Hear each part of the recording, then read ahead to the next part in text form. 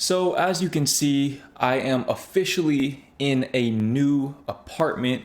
We just arrived here in Vietnam about 2 days ago, and these 2 days have been full of culture shocks. And if you want me to make a video about my biggest Vietnamese culture shocks, I can definitely do that. Just let me know in the comments below.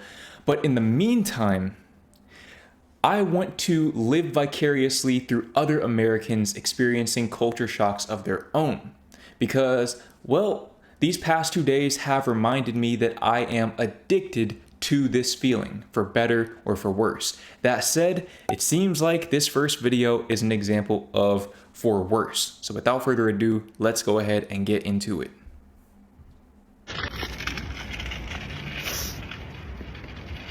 I don't know, it just makes me feel stupid, like why do I want to travel here? I don't know how I feel about this. I'm just filming this video here in Lyon, France. It's my first time visiting. To be honest, the experience is very isolating. Don't get me wrong, it's a beautiful city. Definitely looks beautiful. I don't know exactly where Lyon is. Of course, I don't have the best grasp on European geography, even though I did, of course, live there for 14 months. Is that in the south of France or is that somewhere else? Let me know in the comments. Has a lot to do and see and to discover, but I don't recommend for solo traveler or people or someone who doesn't speak French, because it's a very isolating experience. People here, they seem very indifferent. I had no problem meeting people and socializing in general in Italy or even in Germany. People tend to be colder, but I had no problem whatsoever because I'm a very social person. So I can see how being a very social person could be very isolating depending on what place you go to. I don't exactly know what the social situation is like in France, and I assume it varies by region as well. But I'm an introvert, so I've never really run into this problem myself. In fact, I found it very, very pleasant that people in Europe and here in Asia tend to kind of keep to themselves and mind their own. I really, really enjoy that. But if you're a very social person and you're a solo traveler on top of that, that can be incredibly isolating, I would imagine. And that's irrespective of what country you find yourself in. But I think in her situation, it would behoove her to take the extra time and make the extra effort to just learn French. I think that would open up a lot of doors that she currently does not have access to.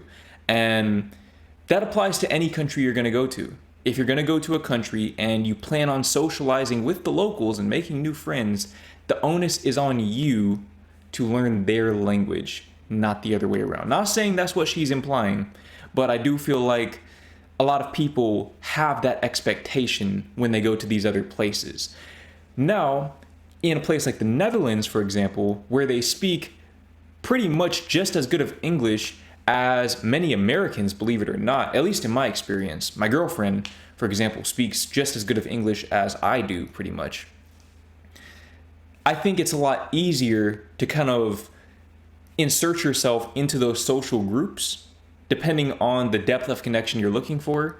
But in a place like France, where they speak pretty much primarily French, if I'm not mistaken, let me know what the most common secondary language is in France. But to my knowledge, they pretty much just speak French. I can see how that would be very difficult. But then in Italy, I'm pretty sure they speak primarily just Italian. And she said that she didn't have any problems there. So I don't know. Maybe she just needs to connect with other expats or other tourists. In France, the experience is very different. I feel very isolated. It's just, people make you feel bad for not knowing their culture or speaking their language. I haven't really met anybody in here. I've been here for 5, 6 days now. Okay, yeah, so she must be a very social person because 5 to 6 days without meeting anyone new, for me, that's absolutely nothing. I can go 5 to 6 months without meeting anyone new and feel perfectly content with my life. But that's just me. I'm a very, very big introvert, if you haven't already noticed. But she mentioned that people treat you worse for not knowing the culture or the language. And on one hand, it does kind of make sense because, again, the onus is on you. But at the same time, I do feel like, and this doesn't just apply to France, by the way, this applies to everyone from every country. I feel like if you see someone is making an effort to learn the culture and the language, then you should be willing to kind of meet them in the middle. Or if they're making 75% of that effort, then you can make 25% of the effort to help them bridge the gap between what they know and what they're not aware they don't know. I hope this is making sense. But basically, if you see somebody who is actively making an effort to become more cultured, help them so that situations like this don't happen. But again, that assumes that she or whoever is in that kind of situation is making that initial effort. I almost feel stupid for coming here, spending money. I even bought a French hat. I'm here to learn, to explore. But the experience is just, I don't know. I feel so bad for her. She seems like a very nice person. And I don't know, you never want to see anyone in this kind of situation.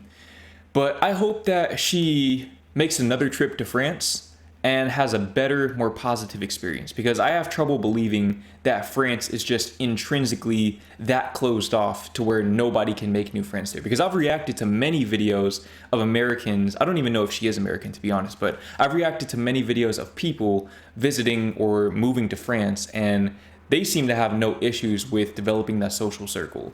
So it seems like she either needs to make a greater effort or just spend more time there, or some combination of both. On to the next video. Culture shock as an American working in London.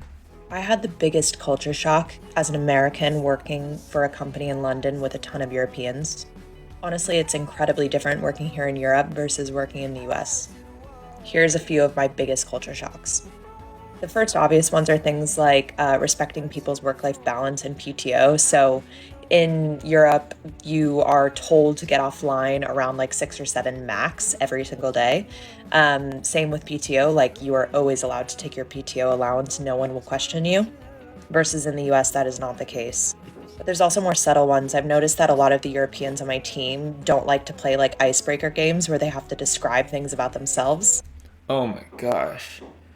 So I've never worked at an office job before, but I did attend community college for about a semester and a half, and I do remember playing those icebreaker games.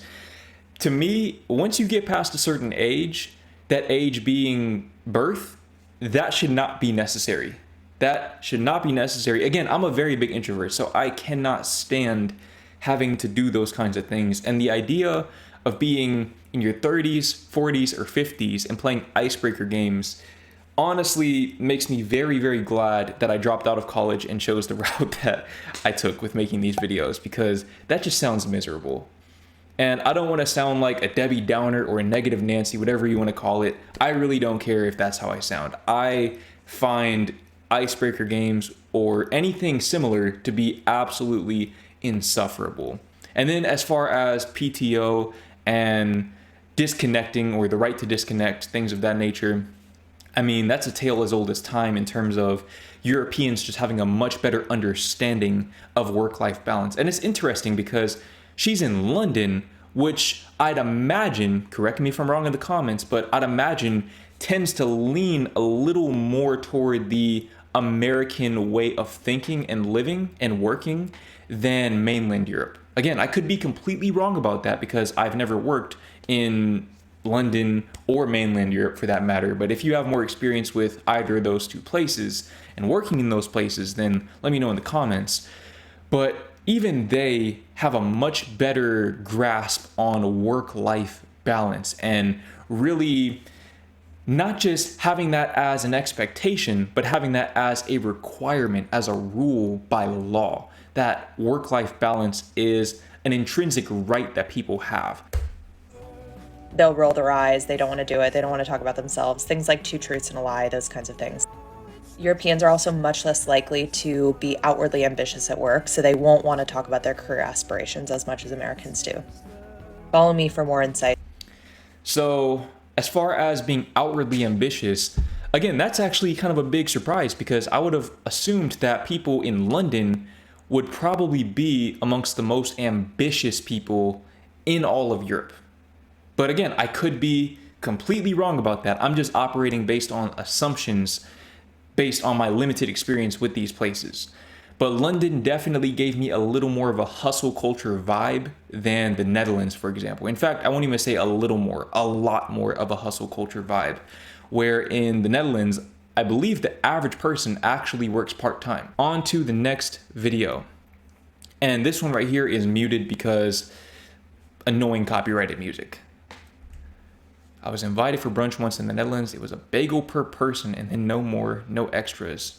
When I used to live in the US, there's a ton of food. Hold on, I can't even keep up. I hope you can keep up with these captions because I don't know if Americans just talk faster or what, but this is crazy.